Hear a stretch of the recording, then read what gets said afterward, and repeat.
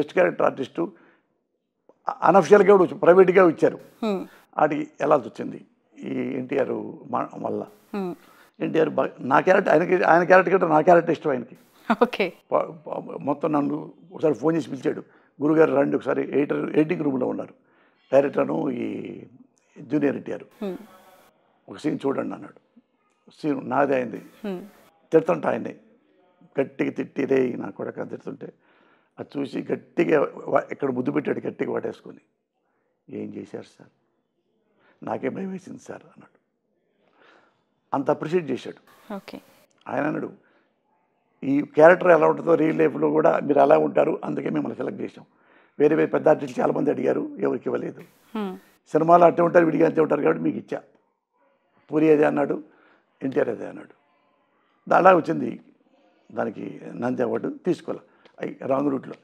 అట్లాంటివి నాకు వద్దన్న, నాకు వచ్చింది కాబట్టి తీసుకోవటం కాదు, అవి చాలా రాంగు వెళ్ళి. చాలా సేపటి నుంచి చూస్తున్నాను షర్ట్ ఇలా ఇలా అంటూనే ఉన్నారు. ఏంటి సార్ సీక్రెట్, అసలు ఎప్పుడు స్టార్ట్ అయింది ఏంటి? లేదు గట్టిగా ఉన్నా. అది ఎట్టొచ్చిందో శ్రావణి నాకే తెలియదు. శ్రావణి మా ఆవిడ ఇన్నిసార్లు ఇట కొట్టింది, ఇట కొట్టి తనలాగా మానేసింది. మా అబ్బాయి కూడా నెట్టేవాడు ఇట అనేవాడు. మా ఆవిడైతే కొట్టుద్ది, ఇట్లా లాగుద్ది, తీసేయి తీసేయి, ఏ నరాలు బిగ్గినేసా. నాకు అంటే ఏ టైంలో స్టార్ట్ అయి ఉంటుంది, ఎన్ని ఇయర్స్ క్రితం? అది ఎప్పుడు తెలియదు అసలు ఎందుకో. ఇప్పటికి ఇది ఎప్పుడు అందరు ఎక్కిరిస్తారు హీరోలు కూడా. బాలకృష్ణ గారు కూడా నా డ్రెస్సు చూసి, నా డ్రెస్సు పోసానిలాగా డ్రెస్ కుట్టండి నెక్స్ట్ సినిమాలో అన్నాడు. లేకపోతే నల్ల ప్యాంటు, నల్ల నెక్ దాకా బనియను, వేరే ఇట్లాంటి షర్ట్ వేసేవాడు చెక్స్. ఓకే. అది నచ్చి ఆయనకి అదే ఒక సినిమాలో అదే పెట్టుకున్నాడు. ఓకే. ఆయన పెట్టాడు వెంకటేష్, ఇట్టన్నీ సినిమాలో పెట్టాడు, మురళి చేస్తాను నేనని. అది పోవట్లేదు, ఎన్నిసార్లు కూడా పోవట్లేదు శ్రావణి. అది ఏం చేయాలి, బయట ఏ కంట్రీస్ వెళ్ళినా కానీ వేరే ఆంధ్రప్రదేశ్ ఇండియాలో ప్రతి స్టేట్లో నన్ను గుర్తుపడతారు బాగా. ఓకే. నా సినిమాలు ఎక్కువ పోయి అవి బాగా పేరు వచ్చినాయి. అందుకని వాళ్ళు కూడా అక్కడ కూడా ఏంటప్పుడు సార్ రాజాజీ ఇట్లా అంటుంటారు కూడా. అరే అక్కడ కూడా వచ్చానా అనుకున్నా. అండ్ రాజా అని కూడా పిలుస్తూ ఉంటారు, రాజా అంటారు బయటకు వెళ్ళాక. ఎందుకు అది ఆ పేరు? ఎక్కడో ఒక టీవీ ప్రోగ్రామ్, మా టీవీలో చిన్నపిల్ల డ్యాన్స్ ఉండేది, దాని పేరు ఏదో ఛాలెంజ్ ఏదో పేరు, ఓంకర్ది. చిన్నపిల్లలు వాళ్ళు చిన్నపిల్లల్ని బాగా చేయకపోతే బాగా చేయలేదు అంటే ఏడుస్తారు కదా చిన్నపిల్లలు. రాజా మరి ఆ అబ్బాయి కంటే నువ్వు కొంచెం తక్కువ చేసావు, ఈసారి ఆ అబ్బాయి కంటే ఎక్కువ చేస్తావా, ఆ బాబు కంటే చేస్తాను అంకుల్ అంటే లవ్ యూ రాజా అన్న. థ్యాంక్ యూ రాజా అన్నాడు ఒకడు పిల్లడు. అది ఆ ప్రోగ్రాము మొత్తం ఆ ఎపిసోడ్ మొత్తం అయిన 2-3 నెలల తర్వాత ఇండియా మొత్తం అదే, స్టేట్ అంతా ఎక్కడికి వెళ్ళి రాజా రాజా రాజా రాజా అందరూ. రామానుడు కూడా అయినాడు రాజా రా, అట్లా అలవాటు అయిపోయింది. ఓకే. ఓకే. సో మొత్తానికైతే దీని వెనక ఉన్న ఆంతర్యం ఏంటంటే ఇప్పటివరకు ఎప్పుడు అసలు లేదు, అంటే జబ్బులు అయితే లేవు. చూసాక వెళ్తుంటా ఇప్పటికి ఫాస్ట్ టక్ టక్ టక్ వెళ్తుంటా కదా. ఓకే. ఇప్పటికి పరిగెత్తాను, తీవ్రమైన జబ్బులు లేవు, 10 అంతస్తులేని మెట్లు ఎక్కేస్తాను. ఓకే. పరిగెత్తాను, మళ్ళీ వస్తాను. ఇది బాబీ సినిమా చూడండి, బాబీలో నేను పరిగెత్తుంటే నా వెనక నన్ను పట్టుకోవాలన్నమాట. ఎవరు మహేష్ ఫ్రెండ్ని చంపి పారిపోతుంటా బాబీ సినిమాలో. పరిగెత్తుంటే ఇంత దగ్గరలో పట్టుకో, నేను ఫాస్ట్గా పరిగెత్తుంటే ఒకసారి 2 సార్లు ఆగేశాడు ఎవరు మన మహేష్ బాబు. కాసొచ్చి నాకు అలవాటు, చిన్నప్పుడు తిరిగాను కదా, ఇప్పటికి కూడా రన్నింగ్ చేస్తారు. డ్యాన్స్ వేస్తుంటా, పిచ్చి డ్యాన్స్ వచ్చినా నా పైన. అట్టా కొద్ది హెల్దీ, అంటే మావిడ మంచి భోజన ప్రియులా మీరు? అంటే అన్నం బాగా తింటా, చికెన్ ఇష్టం, బిర్యానీ ఇష్టం, బాగా తింటా. అందరికంటే నా భార్య నా బిడ్డలు ఇష్టం. వాళ్ళు ముగ్గురు పోల్చుకుంటే నా భార్య ఇష్టం. మా భార్య అంటే మా అమ్మ ఇష్టం. ఇప్పుడు లేరు కాబట్టి ఉన్న భార్యని ప్రేమించాలి, ఎందుకంటే తిండి పెట్టే తనే. చాలా చాలా టైం ఇచ్చారు పూసాని గారు. అండ్ స్వచ్ఛమైన నవ్వు మీలో కనిపించింది. For ending of the episode అగ్గి మీద గుగ్గిలం అయిపోయారు. ఓ మై గాడ్, ఎంత ఫైర్! ఇంత ఫైర్లో, ఇంత కోపిస్టిగా, ఇంత యాంగ్రీ మ్యాన్గా ఉన్నది ఉన్నట్టు చెప్తూ మీకు నచ్చిన లైఫ్ని రారాజుగా కొనసాగిస్తున్నారంటే శ్రవణి, అది ప్రౌడ్లీ ఐ కెన్ సే. ఆ మాట అంటే రారాజులాగా అంటే నాకు చాలా అంటే ప్రౌడ్ అనిపించింది. అంటే పేదోండి కదా ఒకప్పుడు, ఎమోషనల్ కూడా అవుతున్నారు. అది అంటే నువ్వు రారాజు అనగానే నేను ఎక్కడికో వెళ్ళా. అంతే నాకు అన్నీ అనుకునేలా జరిగినాయి శ్రావణి. నాకు నచ్చిన భార్య, నాకు నచ్చే విధంగా ఉండే భార్య కాదు, మీకు నచ్చినట్టు, నాకు నచ్చినట్టు ఉండే భార్య కాదు, నాకు నచ్చే భార్య. అలాంటి నా పిల్లలు అంటే ఏవి ఇంతవరకు నాకు దిగులు లేదు. ఎప్పుడు దిగులు కానీ, భయం కానీ, బాధ కానీ, ఇన్సెక్యూరిటీ కానీ అస్సలు లేదు. అది మా అమ్మ వలన వచ్చింది. అది మా అమ్మ ఫోటో బాగా వేయండి, మా నాన్న ఫోటో ఇద్దరు ఒక చూపించండి, మా అమ్మ మా నాన్న కూడా. తప్పకుండా అది మా అమ్మ వలన వచ్చింది. అసలు నాకు ఇంక జీవితంలో ఆశలేం లేవు శ్రావణి. రేపొద్దున పుడికిన ఎవడైనా గొంతు కూర్చున్నా కానీ, చచ్చిపోయినా కానీ మా ఆవిడకి ఎప్పుడు చెప్తా, నేను ఎప్పుడైనా చచ్చిపోవాల్సిందే, కానీ నీకంటే ముందు నేను చచ్చిపోతాను. నీకంటే కొద్ది వయసు, మా ఆవిడకి 60, నా భార్యకి, నాకు 63. అది ఇన్ కేసు ఏమన్నా చనిపోయానుకో, సినిమా ఇండస్ట్రీకి ఎవరికి నా డెడ్ బాడీ చూపించమాకన్నా. నా వలన ఎవరి కన్నీళ్ళు పెట్టి అయ్యో సింపతి, నా చచ్చిపోతే డెడ్ బాడీ మీద సింపతి ఇప్పుడు చూపించకూడదు ఎవరు. నువ్వు కూడా ఏడవద్దు, పిల్లలు ఏడవద్దు. ఎందుకు ఇండస్ట్రీకి డెడ్ బాడీ చూపించవద్దు? నాకు ఇష్టం లేదు. ఎందుకలా అంటే ఎలా బతికిన పోసానికి ఇష్టపడలే. నా శవాన్ని చూడటం ఎవరు చూడటం, నా కుటుంబమే చూడాలి, నా భార్య, నా బిడ్డ. నేను చెప్పాను, నువ్వు ఏడవద్దు, పిల్లలు ఏడవడానికి వీలేదు. ఎవరికంటే ఎవరైనా దగ్గర బంధువులు వస్తారు కదా, వచ్చినప్పుడు వాళ్ళకి టీ ఇచ్చి, కాఫీ ఇచ్చి, నువ్వు నాతో గడిపిన ఈ 40 ఏళ్ళు 50 ఏళ్ళలో అది నవ్వుతూ చెప్పు. ఎలా చేసేవాడు నా హస్బెండ్ ఒకసారి, ఇలా అనేవాడు ఒకసారి, అలాగే ఏదంటే నేనే తిరిగి అన్నాను అంటే ఆయనే కాము కూర్చొని సారీ బాబు అని నాతో అన్నాడు. ఇట్లాంటివి చెప్పు. వచ్చినా ఏడిపించవద్దు, ఏడుతూ నువ్వు ఏడవద్దు, అయ్యా అయ్యా నా మొగుడు పోయాడయ్యా, ఇట్లాంటివి వద్దు. నువ్వు ఫీల్ ఉంటుంది, తెలియకుండా ఉంటుంది, గతుక్కుమంటావు, ఇదవుతావు. అందుకని నేను లేకపోయినా, నేను ఉంటే నువ్వు ఎలా ఉంటావు, నీ కుటుంబం అలాగనే అమర్చేసా, అన్నీ అమర్చా. సడన్గా పోయాడే మా ఆయన, నేనేం చేయాలి లేదు, అన్నీ డబ్బులు కానీ ఇంకోటి కానీ, డబ్బులు మోసం లేదు, ఏమి లేదు, అప్పులు లేవు, ఏమి లేవు, అన్నీ పెట్టి వద్దు. నా చివరి కోరిక ఏంటంటే, నేను చచ్చిపోతే నా పక్కన కూర్చొని ఎట్టాడు పుడితే ఆడవద్దు, కూర్చొని నా దగ్గర కూర్చొని పోయేదాకా నాతో నవ్వుతూ ఉండు.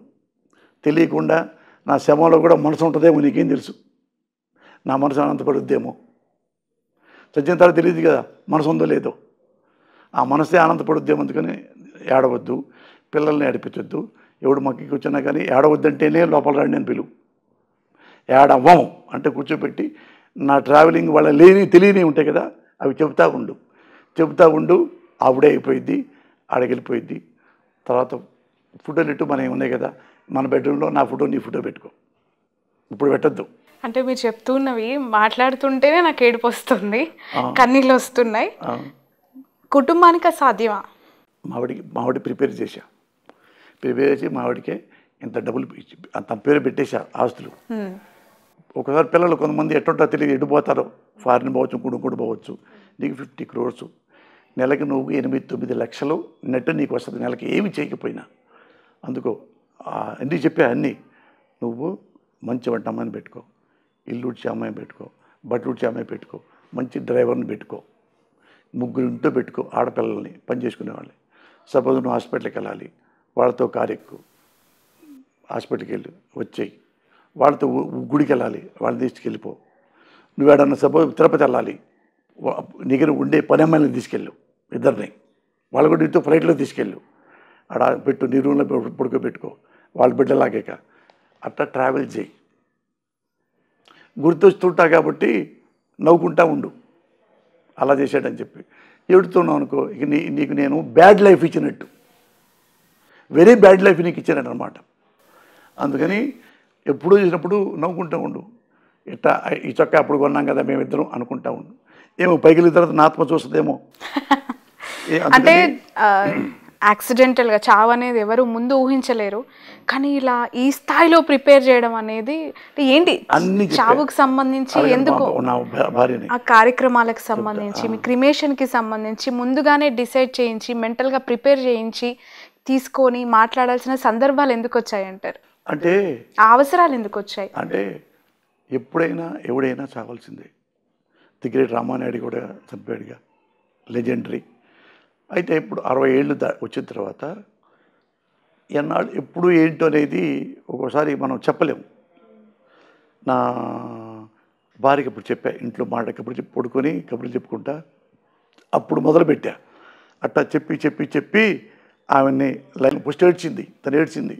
నువ్వు లేకపోతే నేను ఎందుకు, నువ్వు లేకపోతే నేను ఎందుకని, నువ్వు చచ్చిపోయినా నేను బతుకుంటాను గుర్తుపెట్టుకో అన్న, ఎవరు ముందు పోతే అని.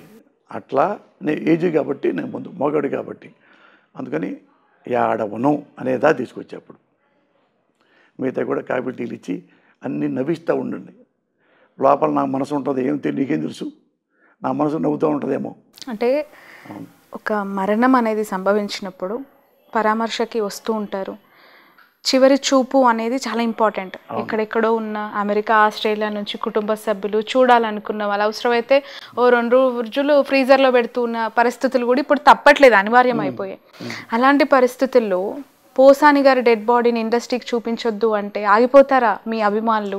నేనే గట్టిగా చెప్పా, మీతో పనిచేసిన వాళ్ళు రాకుండా అసలు వద్దని చెప్పా. థ్యాంక్ యూ, బయట కూర్చోండి, కావాలంటే భోజనం తర్వాత దినంగా భోజనం చేసుకుని తప్ప నా బాడీ, నా భార్య, నా రక్త సంబంధికులు, నా కొడుకులే చూడాలి. ఎందుకంటే ఎవరన్నా సానుభూతి, అయ్యో పాపం చచ్చిపోయాడు రా అదే ఇట్లాంటివి నేను వింటే చూస్తాను, నాకు కోపం వస్తుంటుంది. అది నాకు నేను చనిపోయిన తర్వాత ఇట్లా అనుకో, మావిడికి ఇంకా భయం వేస్తుంది, నా పిల్లకి ఇంకా భయం వేస్తుంది, ఏడుస్తూ ఉంటే అంత ఇన్సెక్యూరిటీ వచ్చింది. అమ్మో ఇంతమంది ఎడుతున్నారంటే నేను పోతే తర్వాత నేను ఏమైపోతాను. అన్నీ నెలకి మా ఆవిడకి 10 లక్షలు వస్తాయి, 9-10 లక్షలు మా ఆవిడకి, పిల్లలు కాకుండా పిల్లలకి వేరే వస్తాయి. అట్ట సెట్ చేసి పెట్టా అన్నప్పుడు నువ్వు బెంచి కారు కొనుక్కో, ఎక్సలెంట్గా కొనుక్కో, ఇది ఇల్లు, ఇది ఇప్పుడే 10 కోట్లు ఒకటే, వేరే అన్ని పిల్లలకి ఇచ్చేసాం. నువ్వు అందుకని ఏడవద్దు. ఏడితే ఏమో చెప్తావు, ఎన్నప్పులు చేసిపోయాడు, ఎప్పుడాక ఎన్నాళ్ళు ఏడిపించాడు ఈ ముండా కొడుకు అంటారే, నవ్వుతుంటే సంతోషపడతాడు. అందుకని నువ్వు వచ్చినప్పుడే అన్ని కబుర్లు చెప్పు, మా అక్కలతో కానీ, మా చెల్లెళ్ళతో కానీ, మా బామర్దులతో. ఎంతమంది అండి సిస్టర్స్ మీకు? ఒక అక్క, ఒక చెల్లి, ఒక తమ్ముడు, నేను. వాళ్ళు ఎవరు వచ్చినా కానీ ఇలా చేసేవాడు పెద్దనాన్న, ఎలా చేసేవాడు మీ తమ్ముడు, మీ అన్నయ్య, ఎట్లా అని అట్లా. నీ పక్కన కొడుకు, వాడు కూడా కొడుకు నవ్వుతా ఆడాలి నా డబ్బాడికి. అప్పుడు వెళ్తే నేను నిజంగా హ్యాపీగా పైకి వెళ్తా. నువ్వు ఎడుతుంటే నేను ఎడుతూ పైకి వెళ్తాను, నీ ఇష్టం ఆలోచించుకున్నా.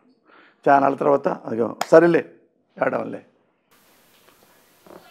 అట్లా అన్నీ మావిడికి అన్నీ మా ఇద్దరు అట్లానే ఉంటాం. ఆమె ఇప్పుడు ఆడ మనిషి ఎలా ఉంటుంది, ఆ మెంటాలిటీ ఎలా ఉంటుంది ఎవరిదైనా కానీ మనిషిలో, మగవాడు చెడిపోవడానికి, మగవాడు ఇంకా బుద్ధిగా ఉండటానికి భార్య ఆడదే కారణం. ముఖ్యంగా భార్య ఎప్పుడు అట్రాక్షన్గా ఉండదు, ఎఫెక్షన్గా ఉంటుంది. అట్రాక్షను బయట ఆడలో ఉంటుంది. ఎప్పుడు మెడలో తాళి కట్టాము అట్రాక్షన్ అవుతుంది, ఇక ఎఫెక్షనే. ఎప్పుడు నా భార్య నేను ఎఫెక్షన్తో ఉంటాం. అట్రాక్షన్ అనుకో బ్రేక్ అయిపోద్ది, ఎఫెక్షన్ బ్రేక్ అవ్వదు ఎప్పుడు. అందుకని ఎఫెక్షనేట్ కానీ 32 ఏళ్ళ నుంచి, అలాగే 30 ఏళ్ళ నుంచి ఆ ట్రావెల్ అయ్యాం. అందుకని అన్న ఏడవద్దని అట్లా మేము అట్లా అది. అందుకని బయట కూడా నేను చాలాసార్లు అట్రాక్ట్ అయ్యా. అట్రాక్ట్ అయితే ఇట్లా మనం వీళ్ళతో ఇల్లీగల్ కాంటాక్ట్ పెట్టుకున్నాం అనుకో, దొంగచాటుగా, రేపు మావిడి తెలిసింది అనుకో, అదే పని మావిడి చేస్తే నువ్వు ప్రిపేర్ అయితే ఓకే, వాళ్ళు ఎవడు ఎట్టపోతే నాకెందుకు, రోజు ఒక అమ్మాయి అనుకున్నావు అనుకో, నీకు మొగతనం ఎలా ఉంటుందో ఆడదానికి ఆడతనం అలాగే ఉంటుంది. You should not forget that. తాళిపుట్టి కట్టకూడదు అప్పుడు. నీ మెంటాలిటీ రోజు ఒక అమ్మాయి. నేను అట్రాక్ట్ అవుతా. ఎంతవరకు అయ్యానంటే నా కుటుంబం నాశనం కానంతవరకు, నా జీవితం నాశనం కానంతవరకు, నా భవిష్యత్తు నేను మాడతా, షేక్ అండ్ ఇస్తా, హక్ చేసుకుంటా. సినిమా ఇండస్ట్రీలో ఉండేది కాబట్టి. కానీ ఎంతవరకు వెళ్ళి 99% 100% అమ్మో అట్లా ఉండాలి అంటే నేను, ఎందుకంటే వామో నేను ఎలా తిరిగితే ఇంటూ ఆడాళ్ళు తిరుగుతారా అని లెక్క కాదు. మన్ని మనస వాచ అన్నీ నమ్మేసింది, అన్నీ నమ్మేసింది. ఒక ఫ్రెండ్ లాగా, మొగుళ్ళ కాదు. డబ్బులు తీసుకో, అన్నం ఉండు, ఈరోజు పప్పుచారు ఉండు, ఈరోజు వంకాయ కూర ఉండు, అది కాదు. నేనే ఏం పెడుతున్నారు ఈరోజు, మీరు ఏం తినిపిస్తున్నారు, అట్ట ట్రావెల్ అయ్యాం మేము, అట్ట ట్రావెల్ అయ్యాం. అందుకని తప్పులు 99% పక్కన పెట్టేసా. ఓకే, అది దీని వెనక ఇంత కథ ఉందంటారు. తెలిసినాయా మేడంకి మీ రిలేషన్స్కి సంబంధించి? రిలేషన్స్ అయితే ఈ వెదవపల్లి నేను చేయలే. ఓకే, వెదవపల్లి నేను చేయలే. అంటే అంటే సినీ ఇండస్ట్రీలో అవి కామన్ అని మాట్లాడుతూ ఉంటారు. అఫెక్షనేట్గా సరదాగా ఉండేది తప్ప, అంతేగాని ఇల్లీగల్ కాంట్రాక్ట్లు పెట్టుకొని అక్కడ ఒక అమ్మాయిని పెట్టి ఇక్కడ ఒక అమ్మాయిని పెట్టి అవి లేవు. ఓకే, అవి సరదాగా ఎంతవరకు మాడతానంటే నాశనం కానంతవరకు. అంటే ఒక అమ్మాయితో సెక్స్ కాంటాక్ట్ అయితే నాశనం అయిపోయినట్టే. ఇది ఈ పాయింట్ ఆఫ్ వ్యూలో అయితే. మామూలుగా అయితే జనరల్గా శాస్త్ర ప్రకారంగా అయితే ఆడదానికి ఆకర్షించకుండా ఉంటుంది, మగాడికి చెల్లించకుండా ఉంటుంది. మగాడు ఎప్పుడు చెల్లిస్తుంటాడు కాబట్టి తప్పు కాదు, అది నేచర్ అని సమర్థించుకున్నాం అనుకో. ఆడది అదే సమర్థించకూడదు. ఆడదానికి ఆకర్షించకుండా ఉంటుందండి. వాడు ఆకర్షించాడు, నన్ను ఏం చేయమంటారు? అవి ఎప్పుడు శాస్త్రాల దగ్గర పెట్టుకొని దాని ఎగ్జాంపుల్ చెప్పకూడదు. ఇలా ఉండాలంటే ఇలాగే ఉండాలి. ఓకే, అది 99% నేను మోసం చేయలే. అది 1% తిరిగానని కాదు. అంటే ఒకసారి చూడు అట్రాక్షన్ ఉంటుంది చూడు. అవునవును, రైట్.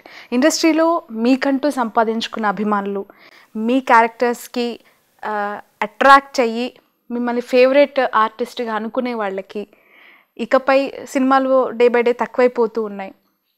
ఎన్ని చేస్తారో ఫ్యూచర్లో తెలీదు. ఏం మెసేజ్ ఇస్తారు వాళ్ళకి? ఇప్పుడు ఈ రోజుల్లో మెసేజ్ మనం ఇస్తే ఆ మెసేజ్ తీసుకునే మనుషులు ఎవరు ఉండరు.